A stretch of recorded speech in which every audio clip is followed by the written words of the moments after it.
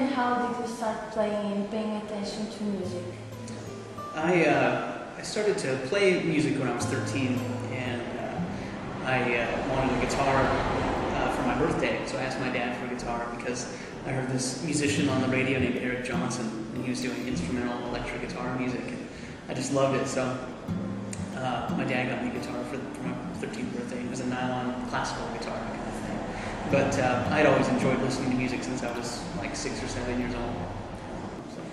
But it was difficult for you to play fingerstyle with technique? At first, it took a lot of practice, and learning, what fingers worked best for certain strings and so on. So, but I just kind of learned on my own and tried to learn things by ear. I would listen to CDs and try and figure out what they were doing so I could learn how to play the songs just by myself.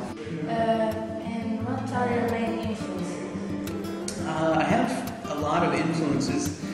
For the acoustic guitar, there's 4 guys that I usually say, and that's Michael Hedges and Preston Reed, Don Ross, and Billy McLaughlin.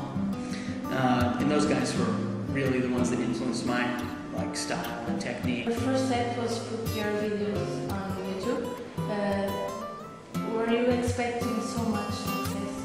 I wouldn't say that, no, because we just had no idea. I had actually been doing some performances before YouTube and had released a couple of CDs and had done a little bit of performance. I actually got to go to Taiwan and a couple of other places, but really I was teaching electric and acoustic guitar lessons. But when we put the videos on YouTube, that was when things really took off. And the biggest thing for me is just to think that so many people have seen my videos and heard my music all over the planet. It's amazing. What is your inspiration to create your songs? There's a few different places that I usually get inspiration from. Usually it's either a person or maybe a place that I've been. And a lot of times I'll dedicate those songs to those sort of memories of those people. And sometimes, really, I'll just experiment with the guitar and come up with ideas. And they're not necessarily influenced by anything that I can pinpoint. And sometimes they just happen like that. And then there's other times where it's just sort of an abstract idea. You're preparing your next album. How is it going?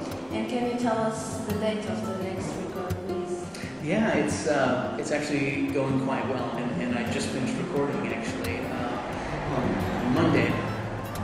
So it's all turned into the record label, but it's going to be probably February 23rd, I think, is the release date. So they have to do several things, I think, to set up the album. So it takes a couple of months. But yeah, I'm really looking forward to getting it out there.